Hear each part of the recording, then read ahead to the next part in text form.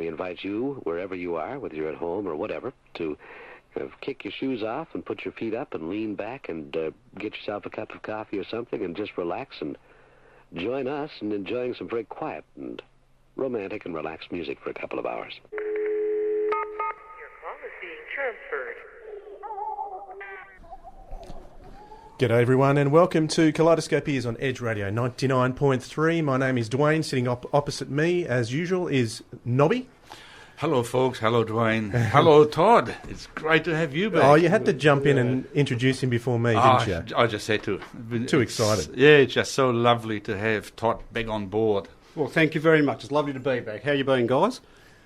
Very, very good. Very busy. A lot better today. Nice. I've had a bit of a sabbatical, but I'm back. Yeah, so we'll just keen to get back into it and learn all the new stuff. What you've been listening to. I love your new headphones. They're mesmerising. They're zippy, aren't they? They are. You look like a Cyberman. From the land of Sennheiser. Thanks very much, Sennheiser. Nice little shameless plug there for you. We're going to be featuring 3 bands from the Robe label, which is a label that I've featured several times on the show before. The bands are Super Florence Jam, Toehider, from Melbourne. Super Florence Jam is from Sydney, and also Anubis from Sydney as well, who I know their first album that came out, Todd, I remember you saying some pretty good things about that. First up, we're going to listen to some Super Florence Jam from their latest EP. It's called We Always Knew It Would Come to This, and got a groovy little cover there with them looking very, very serious and military. But let's see if the music is serious and military. Well, it's the song we're going to play is called Signals, not Singles, Signals, and come back and see what you think of it. You're listening to Kaleidoscope Ears on Edge Radio 99.3 with me, Dwayne, and Nobby and Todd. And thanks to those listeners who have tuned in via edgeradio.org.au. It's great to have your company as well. And you can also text us live in the studio during the show on 0427 334 336 or 0427 Edge FM if you want to make any comments about the music or interviews that you're about to hear. So what do you think of that first tune, guys? It had some nice, attractive, in-your-face, adrenaline rush vocals, which I quite liked. It just reminded me a little bit... One of the most descriptive sentences I've heard in a long time. I mean, it sounded a lot more like some of the hard rock from the early 70s rather than 80s, 90s stuff. Yeah, I was going to say, it reminded me of Caravan. Yeah, something like that, from around about that period, Canterbury scene. But at times the vocal is almost reminded me a bit on some of the higher vocal strands that Ozzy Osbourne is able to manage in some of the live performances of Black Sabbath. That's what it reminded me of. Did I hear you say it's an EP? It's classed as an EP, this one? Yes. That's a 9-track EP. That's good value. Yes, it is very good value. Yeah. Well, in that case, it's not an EP. It's a mini-album. Well, there you go. Well, it's not as good value now. So you've just ruined it for me. So let's have a listen to the interview I did with Super Florence Jam. I've got with me Mike Zola. He's the drummer from Sydney-based Super Florence Jam. How are you, Mike? Good, thanks. Thanks for having me. Super Florence Jam a few months ago released a second EP. I know you're calling it an EP, but I'd call it an album, wouldn't you? Well, I guess it clocks in at just under half an hour, so we're using that to class it as an EP. But I guess we originally had the 6 singles that we released this year, and that was meant to make up the EP on its own. But we had so many people asking for the 3-track single that we released in 2010, so we ended up sticking that on as well. So I guess EP plus, maybe. Well, some of the Beatles albums were less than that, about 25, 26 minutes. Yeah. Well, thanks for comparing us to them. I appreciate it. Our approach has always just been sort of just to write songs, and however they come together, whatever we think they need, if it's a guitar solo or greater dynamics or keys or no keys, we just kind of do it. And that's why I think the last few releases have always been quite eclectic, because we have such a broad range in taste. But I think since our first EP, we all it did well for us, and we left that process thinking about what we could do differently next time. And so it was just really the process this time. We were a little bit more relaxed with the arrangements, and the songs just came out how they did. Yeah, look, I mean, certainly the track that closes the EP is one of Adam's Moment in Time, and I guess you could say that's a more mature kind of song. It's the first real kind of acoustic thing that we've put on a release. But, I mean, there's still those kind of quirky elements. That's the end of it. The opening track is, just a ball of fun. And Signals track 2 was also just kind of a bit of fun, playing around with different rhythms and, chucking in a bit of a lead guitar solo at the end there. I guess Adam wrote a few of the tracks on here with more of a classic rock sound in mind, which kind of have that old school vibe about them. And I guess it's the first real release where we've used the synth and the keyboard quite extensively as well. So maybe some of the layering, lends to the kind of classic feel of a few of the tracks. But, we still had a lot of fun making it, and we always have fun playing the songs live. So you guys have been together for quite a while now. Yeah, look, I mean, we started quite a while ago. We met in high school, 3 of us, and we met Adam through a friend of ours who was at another high school. And really the band was like, for half the band, it was just the high school band. And then when everyone had graduated and we were able to legally play in pubs and clubs, by that stage we'd already been together for 4 years or something. Lawrence is the youngest, and by the time he turned 18 we'd already played like 150 shows all over Sydney. So it's only been, I think, 2.5 years since our debut EP, but before that we had 4 or 5 demo CDs that we used to sell while we were busking on the street, and give them away to fans and that sort of thing. So I guess as far as releases go, it's still a relatively young band, and we're all still early mid-20s. So yeah, we have been together for a while, but I think we just got lucky. Like, we all really enjoy playing together and jamming, and probably the toughest thing is just agreeing on what kind of music to play, because we all have such eclectic taste. Can change every 15 minutes, but somehow we just come up with songs and they go on a CD, and hopefully people like it too. So how much do you, as the drummer of the band, how much do you have in terms of songwriting involvement? Probably not as much as I used to when we were doing a lot of instrumental kind of prog jamming stuff. The early stuff, we used to just go into a room, improvise, and that was almost the song. We just arranged a little bit.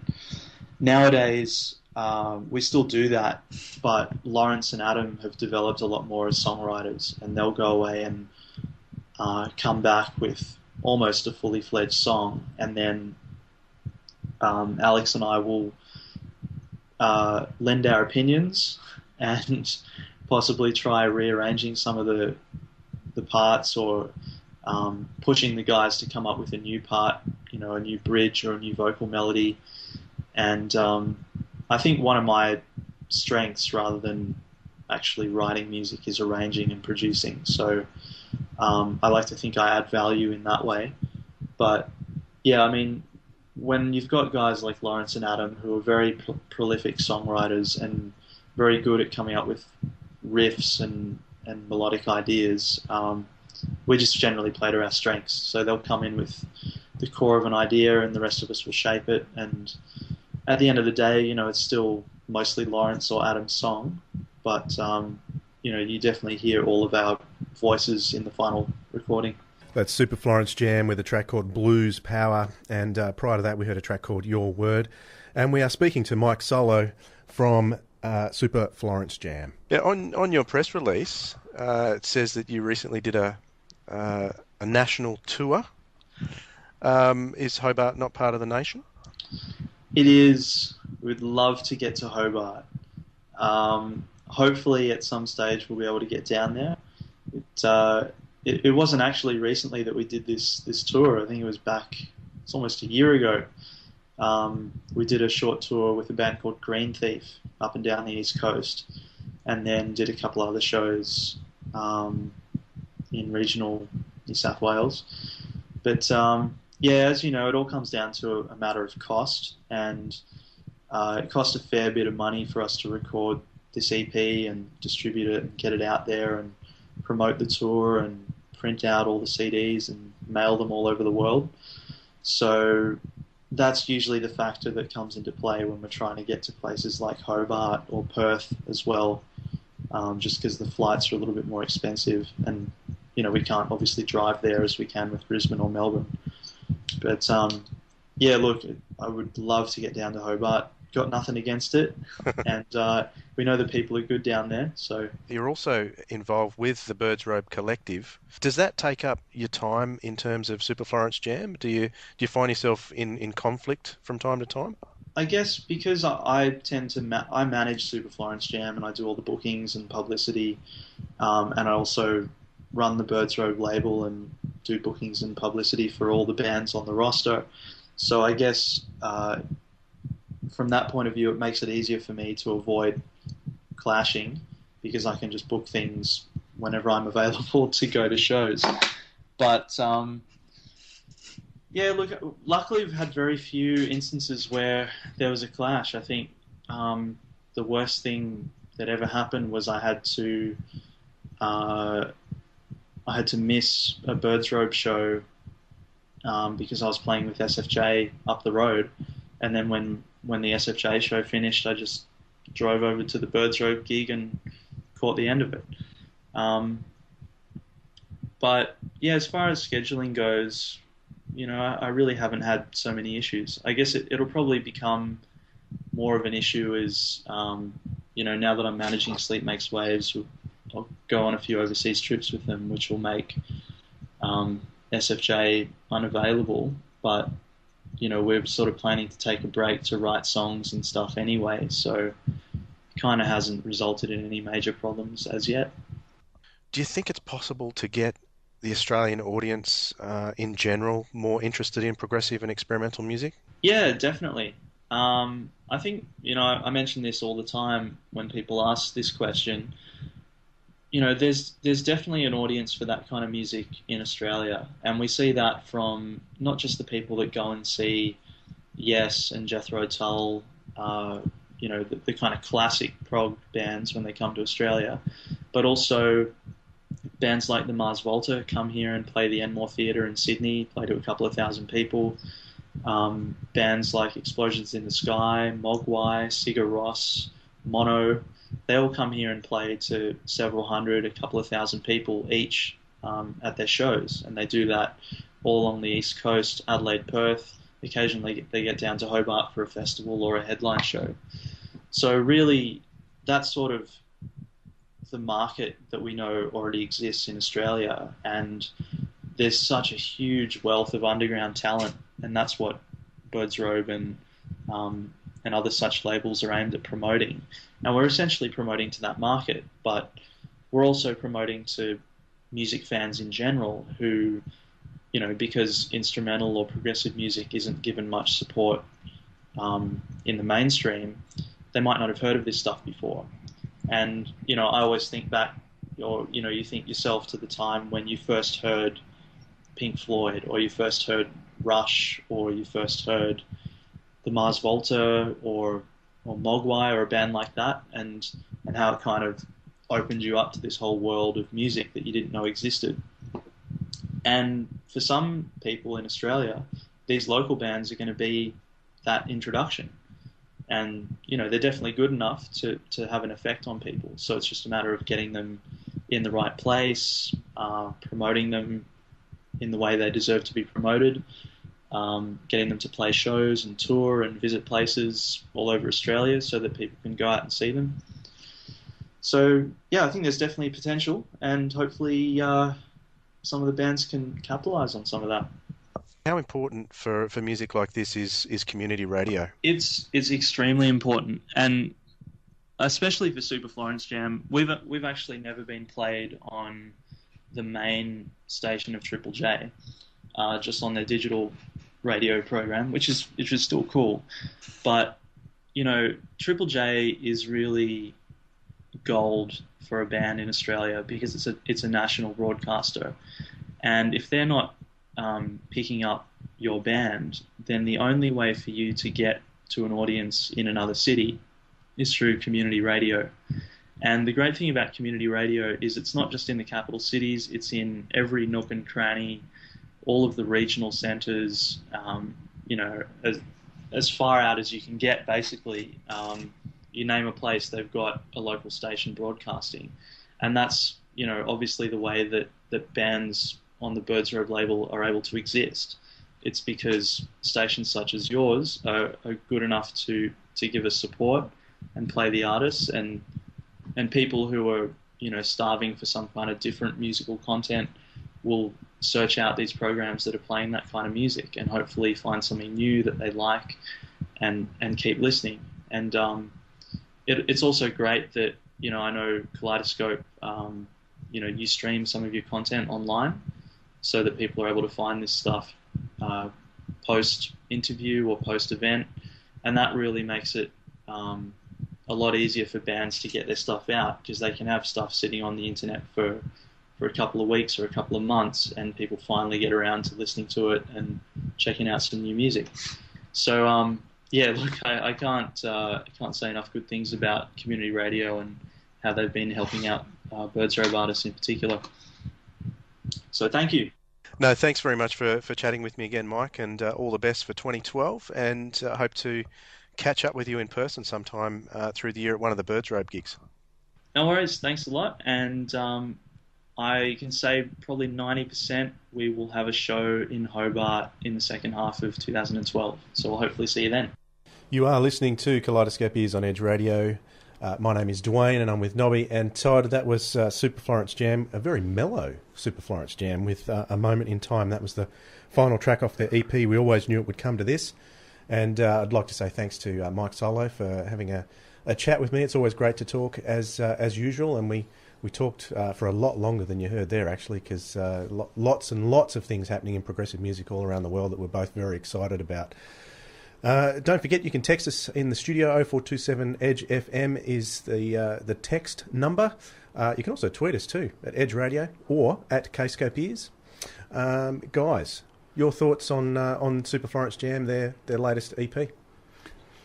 Well, that last track reminded me, was quite reminiscent of Pink Floyd around about 1969, 1970, when I think of songs like pastoral numbers like Green is the Colour and The Fat Old Sun, just that's what that reminded me of. And I think they'll like that comparison. Yeah, I don't think they'd mind that at all. And when I hear any music that sounds like coming from my favourite Pink Floyd period, well, I cannot ignore it. That would have been when they were called The Pink Floyd, wouldn't it? Mm. No. I only called The Pink Floyd on the very first album. Okay. So from about 1968 onward, the was dropped, and they were just simply Pink Floyd. Okay. Well, I really liked it too. It's EP, a very good value EP, full of contrast, wasn't it? Signals was great, nice, loud, great guitar solo, and that last track, nice and melancholy, as you said. Can't ask much more than that. Yep, so if you want to grab yourself a copy, you can download it from birdsrobe.com. And how do you buy a hard copy? I reckon same place, I would say. So I finally get it right. And it would be available on iTunes, I'm sure. Absolutely. So we'll move on now to another Birds Robe band. And if you picked up that the Birds Robe label and the Birds Robe Collective is a group of experimental and progressive rock bands who sort of band together to try and promote this kind of music throughout Australia. Because, as we know, progressive rock isn't the most popular music form in this country. Oh, in this country, yeah, that's right. Yeah. It's it's doing a lot better overseas, obviously, and it's getting more and more recognition as the days, weeks, and months go by. But there's a Melbourne band called Toehider, fronted by Mike Mills, another Mike, There's mics all over the place. There's even 3 in this room. There Mike Mills, wasn't he in REM? Was he? Well, there you go. Actually, I was going to say to you, Dwayne, and that's something that should appeal to most collectors, that in the early 70s, Australia had a few rare labels that specialised in progressive rock, and amongst them was the Infinity label, which was an offshoot to Festival. And these days, any albums that were issued on the Infinity label with Australian prog rock on go for absolute small fortunes today. So now we're talking about the Birds Robe label with progressive rock in the 2000s. So folks, if you want to take a tip from an ardent collector, it would be a great investment to start buying their albums, because in future times they could be the new collector's Yes, items. in 30 years you can cash in. Yeah. Well, here's a question for you, Nobby. You talk about labels that specialise in progressive rock. Obviously, we know of a lot. We know of Charisma, going back a Spiral few Vertigo. days. But this is an Australian label. So how many Australian labels have only ever specialised in prog? Well, see, as far as early Australian labels were concerned, like the Infinity label, for instance, and there was also, what's the other one called, that Billy Thorpe was on, the Dawn label was another one that was an offshoot of one of the majors. But as far as Australian prog rock is concerned, it always had smaller airplay than their European and American counterparts. So consequently, what that meant is where a band like Emerson, Lake and Palmer and Yes, could sell in the millions, in Australia the same band with the same quality would only sell a few hundred. So in future times, those smaller quantities were able to extract far higher prices than you could get for any of those major success albums. So Melbourne band Toehider released their first album last year. First full album, and doing lots and lots of EPs before that. So neither of you guys have heard Toehider before, have you? No, I certainly haven't. I think you guys are in for a treat. Good. You wait till you hear this. This is a track from the album which is called Toehider. The track is called The Most Popular Girl in School. You are listening to Kaleidoscope Ears on Edge Radio 99.3. I'm speaking to Mike Mills. He's from Melbourne-based progressive rock band Toehider. How are you, Mike? Very well, how are you? Great. I noticed your website touts you guys as a progressive band. Bit different to your classic style progressive rock band. Would you agree with that? Yeah, for sure. I mean, we try to incorporate kind of a lot of different styles and genres, and I guess the idea behind labelling us as a progressive band comes from the fact that progressive music seems to incorporate a lot of different styles of music. So I guess that's the motivation and idea behind that. Yep, so give us a bit of a background behind Toehider. What have you guys been doing over the last few years? The band started probably late 2008. I put out the first Toehider EP late 2008, which was basically a result of a bunch of leftover songs from my previous band called Template, which, they didn't really seem to fit in with what we were trying to achieve with that band. That was more of a Mars Volta, Coheed and Cambria style sort of band, and I wanted to do something that's a bit more humorous and a bit more kind of focusing on big kind of harmonies and more guitar solos and that kind of thing. So I did the Toehider thing, and from there I think I guess it must have been about April or May 2009 we started a project which was called the 12 in 12, which was basically the mission to try to release 12 albums over a period of 12 months, 12 EPs, I guess is a better description.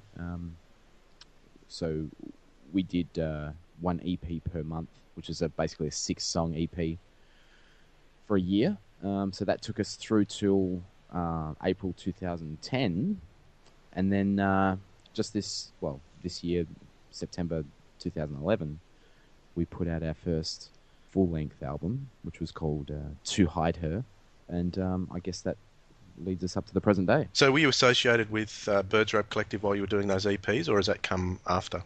From memory, and I may be wrong, but that may have been when the Birds Robe Collective found out about us through that project. So how's it been being associated with these guys? Lots and lots of different styles of bands. How's it worked out for Toehider? It's been phenomenal, actually. The guys at Birds Robe, Mike Sol in particular, has been very active in helping us spread the word in Australia and also in Europe as well. I've got a lot of time and a lot of respect for what the label are trying to achieve. If only they'd been doing it, 5 or 6 years earlier when I first started doing this kind of thing. Whereabouts in Europe? Is there anywhere specific? I know Anubis is doing quite well in Germany. Anubis, another great band off the Birds Robe label. We seem to get a lot of attention in Germany and all those sort of places, Hungary, Italy even, So it's been very well received. So you recently were able to support Unitopia as well? That's right. Yeah, we did a few dates with Unitopia late September, early October last year. Now I guess, and that was a lot of fun. We did a show in Adelaide and Sydney and Melbourne. It was great experience working with those guys. A lovely bunch of people, and obviously very competent musicians and amazing live performers as well. What's different about Toehider compared to the other Birds Robe bands? Well, actually, I was thinking about this earlier. I guess we're one of the more, dare I say, kind of commercially accessible things that are going on there, because there's very experimental things going on the label with bands like a huge fan of the band Pirate, who are predominantly instrumental stuff. I think their new album's got a few vocal things on it. Sleep Makes Waves, which is another sort of post-rock band who are entirely instrumental. But Anubis, I guess, which are more of a very classic kind of 70s progressive sort of band. And I think, some of the stuff that we're doing lends itself, it's sort of more akin to, some of the more modern Panic at the Disco kind of sounding things. I guess just in terms of production as well. But there's always that underlying prog kind of link that joins us all. One thing I really like about you guys is your vocals, and it reminds me of bands like Rainbow and Rush, so you've got similarities to those guys. Did you do any training with your vocals? It's very impressive. Oh, thank you. I never really got any lessons or did any kind of extensive training other than singing along to old Deep Purple and Iron Maiden albums. Rainbow again, which is a massive influence. Obviously, Ronnie James Dio is a huge inspiration to me. But I guess again Rush. I was always a fan of that the kind of more higher register kind of sounding vocals that just seem to resonate with me a lot more. Never really got any training or anything like that. A lot of these songs sound like they come from personal experience. Well, certainly there's a song called Fireside on there, which is very much based on memories I had when I was a child about growing up on the farm and watching my dad being the amazing man that he is. He sort of built the house that I grew up in, and he was always fixing things, and it was quite amazing. And then he was a sort of budding guitar player. He never really got past the open chords, but basic kind of country stuff. And as I got older, I sort of got more and more into playing guitar, and he was always kind of, sort of scratching his head at how I was playing, what I was playing, and I was, in turn sort of scratching my head at the things that he was capable of doing, you know what I mean? So that's, very much so. And, I sort of generally seem to find that writing from personal experience is more interesting place to write from. People seem to be more engaged by that kind of material. So where'd the name come from? What's Toehider? Toehider. Again, it's from the imagination of a 4-year-old. My daughter used to talk about this creature called the Toehider, which used to sit at her window, if I'm not mistaken, and used to have two big eyes to it, and used to look from left to right. And she wasn't necessarily scared of the Toehider. She used to sort of just speak about it as an imaginary friend. And it was always really, even to this day, even speaking about it now, it's really intriguing what she was talking about, whether it's something that she read about or sort of saw on television. I'm not really sure, and whether she was even trying to say something else at the time. And I've asked her, because she's a little bit older now, and I've asked her on many occasions what she meant, and she doesn't really know.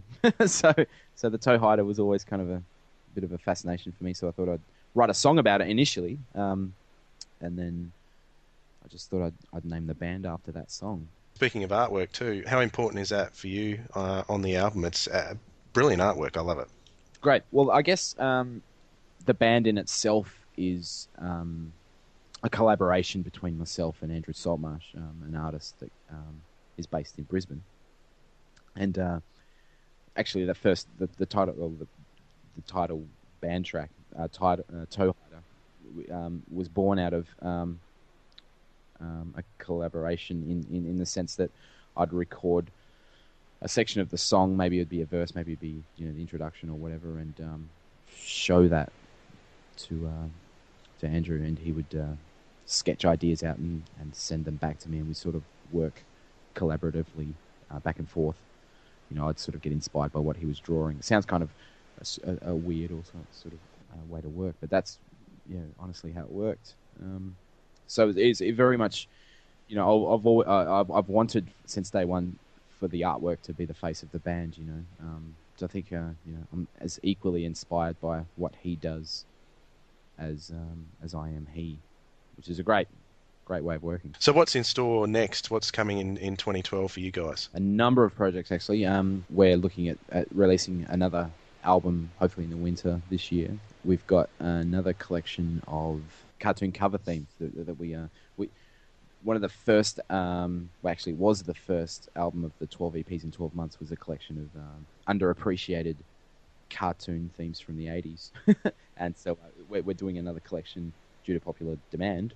Give me a couple of examples. I'm a child of the 80s too, so... Oh, okay, great. The first album had songs from the Transformers movie, which is the main theme that was played during the death of Optimus Prime. There was an old show, I don't know if you remember, The Mysterious Cities of Gold. Yeah, so that was the idea initially, to try and show show people how amazing some of this music was. I used to watch a lot of cartoons on the ABC in the mid to late 80s and early 90s. And what else was on there? There was Spartacus and the Sun Beneath the Sea. Astro Boy. Actually, was the closing theme to Astro Boy.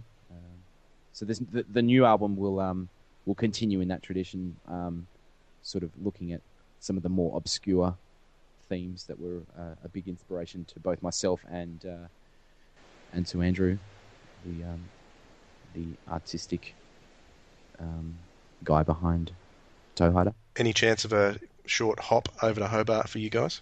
Yeah, well, we'd love to. There's a band that we I don't know if they're still in existence, called The Third Ending, which are very much like a Porcupine Tree kind of styled band that we'd love to do some work with. We need to get over to Hobart really soon. We haven't played Hobart. We haven't played Western Australia or the Northern Territory. So that would be on the cards. Particularly Hobart, because it's so close to home. Mike Mills, thanks very much for chatting with me, and look forward to catching a show sometime. No worries. Thanks for having me on. You are listening to Kaleidoscope Ears with me, Dwayne, and Nobby and Todd. That was Toehider with a track called Giants Who Walk with Man, a biblical track from their album To Hide Her. Thanks once again to Mike Mills for chatting with me. Fellas, you hadn't heard that any of those tracks before, so give me some feedback. No, not at all. But Nobby came up with an apt description early on during that session, and I think we'll let Nobby go and describe that, because after he said it, we all, yep, he's right. Yes. Well, because because the sounds were new to me, I had an open mind to it, but you automatically try to categorize someone. What does it remind me of? Who do they sound like? And in particular, the guitar playing, like the double tracking of the lead guitar, the orchestral sounds of the guitar, some of the solos were very reminiscent of Brian May and Queen. Not just the guitar solos, the whole thing, the production as well, wasn't it? You could hear Flash. Some of the vocal harmonies, epic. some of the vocal harmonies, Yeah. I'm conscious of time, but yeah, thoroughly enjoyed that. Thanks, Twine. Oh, incidentally, I have to quickly say that, that is absolutely stunning artwork on a front cover, boys. Keep up. I mean, it's worth buying just for the cover alone. So you can check out the artwork, I am sure, at birdsrobe.com. Because if you're collecting it, the number is BRR008, number 8 in the Birds Robe catalogue. In 30 years' time, it's going to be worth a fortune, let me tell you. It has to be. So we're going to move on now to our third Birds Robe band for the evening. And this is a band that's making huge waves overseas, particularly progarchives.com, getting rave reviews over there.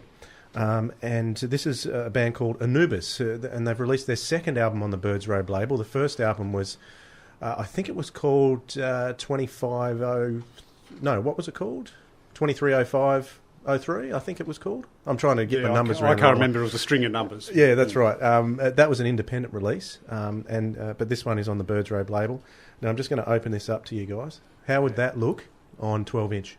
To me, it looks very much like an Alan Parsons Project album cover. Yeah, Storm Thorgerson, the artist from Hypnosis, it looks very much like that. That LP it would look awesome. It would also look awesome on a wall, framed and on a wall. Yeah. Beautiful, beautiful colours. So are any of these boys that record on that label, are they even contemplating eventually to lash out on some vinyl issues? Well, that is a very good point, and it might be something that the European fans demand, and certainly I'll be getting myself a copy if it's on vinyl, because it's probably one of the most beautiful covers of 2011, I would have to say. So the album is called A Tower of Silence. The band is Anubis, which is the Egyptian god of the dead, is that right? Oh, couldn't tell you. And I wonder how they go, because I think there's another band in the States called Anubis. I wonder if they knew that. Because I'd say not. if you Google them, I think it comes up with last time that happened, we had an Australian band change their name from The Flowers to Ice House. And we also had a band called Genesis change themselves to Revelations. That's it. And Dragon changed their name when they toured the States, because there was another Dragon in the US as well. They called Hunter, weren't they? Yeah, and Massive Attack did the same thing when they went over to the Falklands. Oh, we can just go on and on and on. We don't have time. Let's listen to a track from Anubis. Incidentally, if you go to YouTube, you can search this one out, and they've put together a little a video clip for this track. It's called Archway of Tears. I have with me David Eaton. How you doing, Dave? Hello, mate. Good, thank you. And Dean Bennison. How are you, Dean? I'm good. How you doing? Yeah, very good. And Robert Moulding. How are you? I'm great, mate. How you doing? And these guys are from the Sydney-based band Anubis. Great to have you with us on the show tonight, guys. Thanks for having us. Give us a brief history of Anubis up to today. It began in 2004 with Robert and I. We basically got the thing together to write the first record, 230503. And we sort of got a long way into the process. My brother Steve, who's our drummer, he came on board, and we did, a few of those tracks were improvised, or a few parts of those tracks at least were improvised. And then we put the band together. Doug came on board, and Nick came on board. Nick and I used to play together in a band before that. And Dean and I played in a Pink Floyd tribute show as well. And Dean, we also went to uni as well together. And Dean sort of produced the record. It was a really big part of that. Played, a bit of guitar on it, sang some backing vocals, and basically stamped his sound all over that record. Made sense of what I'd done with the first record, if the truth be known. Spent a long time fixing all my mistakes. And that was it really. After that, we had a band, and we went out, did gigs. The first record sold better than what we really ever expected it to, and that brings us really round to now. How does the first album differ from this one? Tell me a bit about that one first. I reckon the biggest difference is that more of the band was involved. in more of the writing and production and everything. I think it would be true to say that both Dave and Rob were in the driving seat as the writers of the record again, but there were more contributions. Doug had quite a bit to contribute to the writing, and we all, sort of took part in the arrangement process and working them up in the rehearsal room. And I'd, sort of been involved in the production of it from the start, rather than, sort of coming in part way through. So we were all, I suppose it was a bit more homogenous this time. Yeah. For me, the big difference for this one was the artwork on the second album. Do you think that's an important thing with particularly progressive rock albums? Yes, definitely. It's definitely a big part of to have a strong visual aspect to the whole package. And I think with progressive rock, you're basically paying for the whole package. That's why a lot of people buy whole records, or even they enjoy their vinyls, they enjoy their gatefolds, they enjoy just the whole thing. It's a whole experience. It's music that lends itself very well to visuals anyway, and being conceptual. We work very closely with a friend of ours called Tim Neal and Matt Buttsworth. Matt did the first album artwork as well, but this one here, they worked together and they came up with this, this wonderful concept that basically takes the story of Tower of Silence, which is sort of passing of time and entrapment, and they abstracted that. They took it one step further, and it is a very eye-catching piece of work. I mean, it's a beautiful cover, and I think largely, especially overseas, it looks really good. So people do recognise it and go, oh, this looks like it might be, something quite classy, and they listen to it, and hopefully that impression is not dispelled when the music begins. In terms of the band, was doing prog a conscious decision for you guys, or is that simply how the music evolved? I think it's fair to say from my perspective, I mean, progressive rock has been pretty much a staple diet of my music consumption, as it were, for quite some time. I mean, the very first gig I saw was Genesis in London in 1992. And my dad took me for my 13th birthday, and I'll never forget. It's the moment they started dancing a volcano, and the minute where you get the dub dub dub dub dub, and that huge, bass pedal comes up, and the fire on the screen, and at the back, and the fog and lights all change colour. And that moment, I'm like, I've got to do that. That was what I wanted to be when I grew up. I haven't quite got there yet, but I'm on the way. 1992 Genesis. I'm a bit concerned about that. Well, look, they still play some of the old stuff. Look, I won't deny that it wasn't as good as the early stuff, but I'm not old enough to have seen it with Steve Hackett, so never mind. Now, you guys are an Australian band, Sydney-based, as I mentioned. I'm noticing a lot of English accents there. Is that the reason behind your ability to play prog so well? I don't know if it's a reason, but I like Robert and I are both English. My brother Steve obviously is as well. And Martin, who plays saxophone with us, is also English as well. So we're sort of, if you include Martin in the mix, we're sort of outnumbering the Aussies 4-3 anyway, which is, But we won't say that if this is going to Aaron's face. So, yeah, mate, we're Aussie. Getting back to A Tower of Silence and the concept, what was the inspiration behind the concept of that album? I think its major theme that runs throughout the record is one of being sort of trapped in limbo. We use the physical sort of limbo as a religious... the purgatory analogy was there, So, but I think it's more just to being stuck between two places and sort of fear of the unknown, basically. I think we decided quite early on that concept was, quite able to be sort of fitted to, or was very malleable, so it could apply to just about anybody's life. We've all been in that position, whether or not it's a health problem, or whether or not it's a relationship problem or something like that we've all been in that situation. And it really was just a metaphor or analogy that led us to that point. To be honest, I think that's just far more prosaic sort of description of how we came to it. To be honest, I really think Dave just just wanted to do a ghost story, but we found some really good ways to get some really good themes to run through that, and it worked really, really well. We'll just consider it a coming together of different ideas, shall we?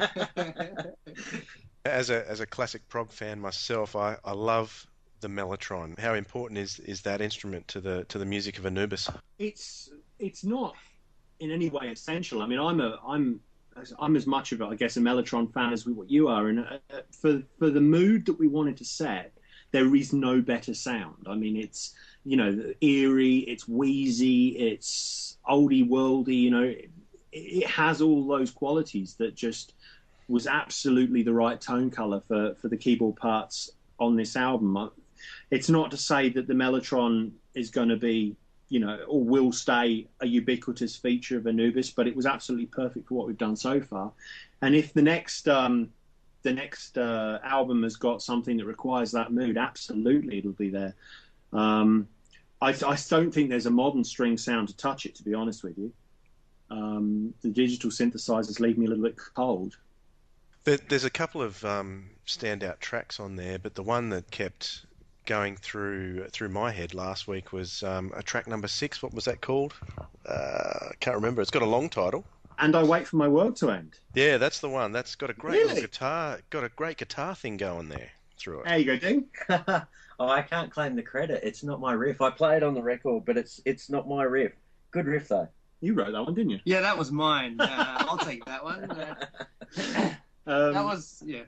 Very catchy, and obviously there's a lot of long tracks there.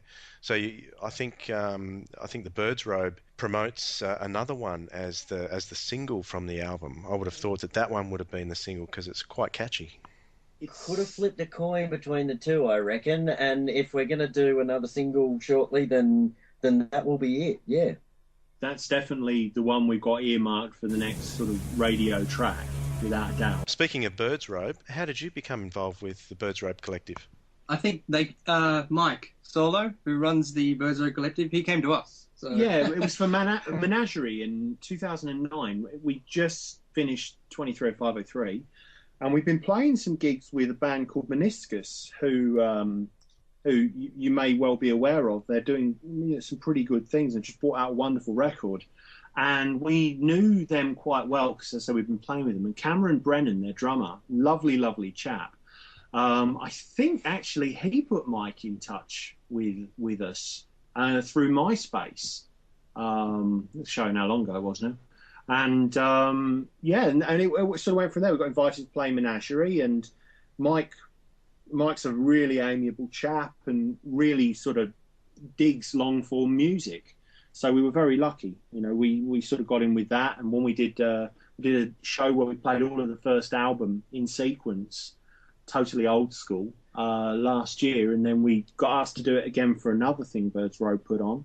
And that relationship sort of just blossomed. And then when he started the label, we were one of the bands that he sort of spoke to, and obviously we were delighted to be asked, and that's what's led to Tower coming out on Bird's Robe. So what do you think of this idea of a collective of bands, of experimental prog type bands who are all on the same label? Do you think that's a good way to promote this type of music, particularly in Australia? Oh, absolutely. It's a very small genre of music within this country. And I guess we got to rally together in many ways. It's a lot nicer for a fan to come and get something. I mean, although we're all very different. I mean, a Toehider set doesn't sound like an Anubis set, which doesn't sound like a Makes Wave set, which doesn't sound like a Pirate set. But the simple fact of the matter is we all do something that's common, which is try and stay out of the mainstream, try and, do things that are a little bit different, perhaps a little bit more emphasis on musicianship or on long-form music or technique, all those things. So the people who come to see the bands will probably find stuff to enjoy in all of them. Whereas if you're playing a band like Anubis with a death metal band, there's going to be no cross-pollination of fans whatsoever. It's just, and you're going to... And that was happening in Sydney. I mean, right up until we met up with Mike, we were playing with bands in some cases that were completely, I guess ill-suited to be on the same bill. And that's not any disrespect meant to them. It's just stylistically there was just far too little common ground for people to be able to enjoy a whole night out. I was flicking through my latest issue of Classic Rock Presents Prog magazine, and there you guys were.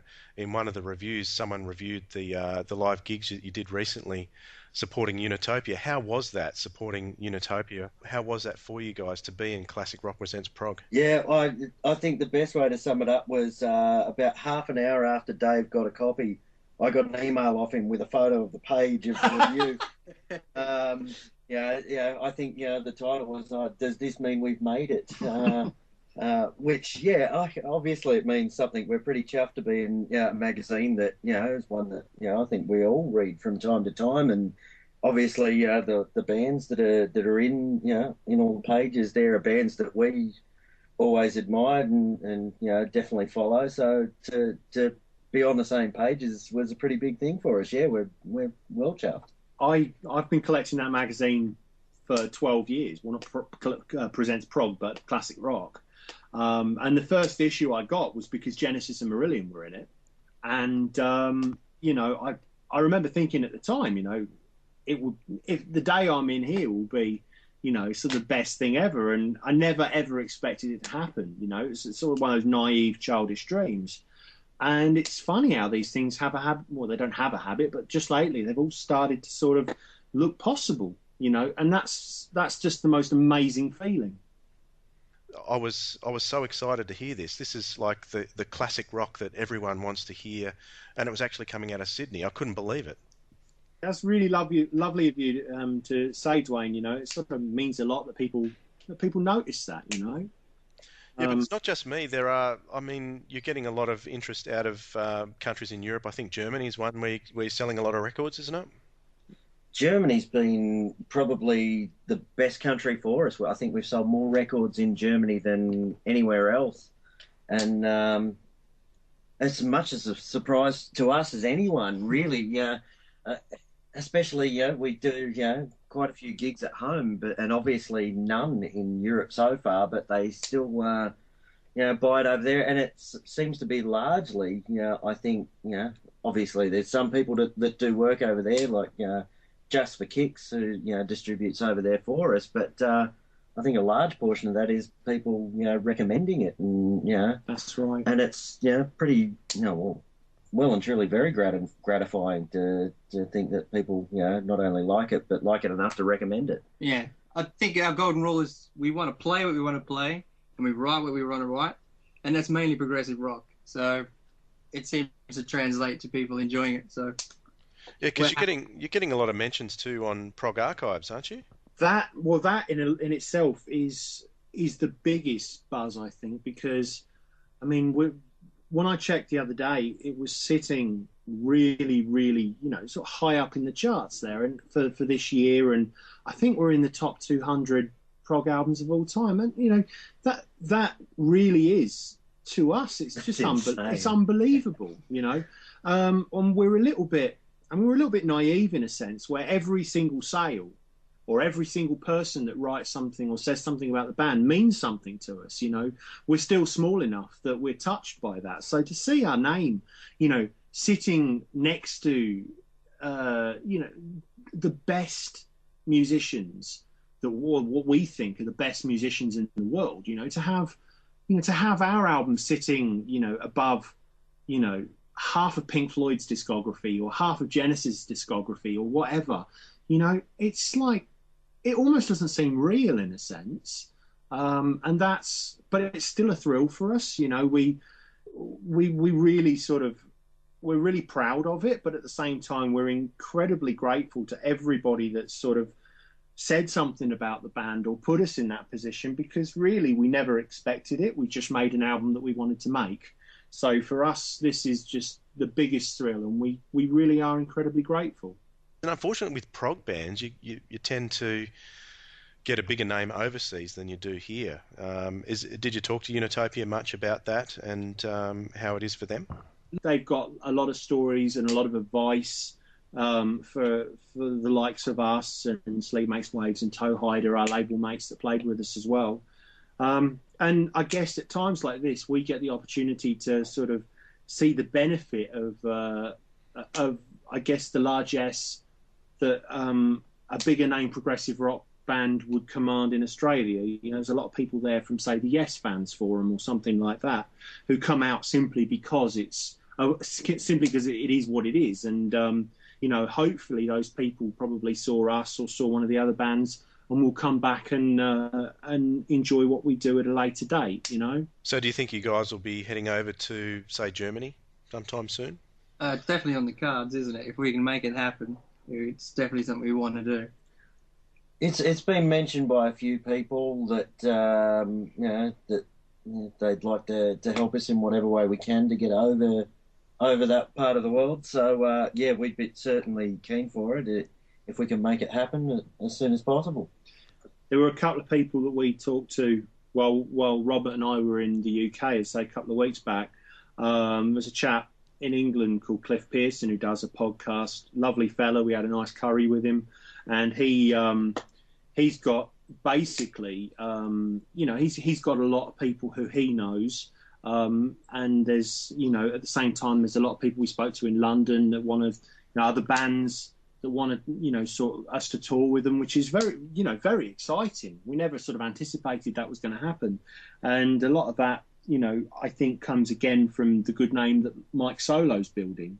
That can only help all of us, I think. Thanks very much for your time, guys. It's been great talking to you, and I wish you all the best for 2012 and beyond. Thank you so much, Dwayne. We really appreciate your time. Cheers. Thanks for having us. Thanks, mate. You are listening to Kaleidoscope Ears on Edge Radio, and those were the guys from Anubis. And these are the guys from Kaleidoscope Ears, Nobby and Todd. Nicely done.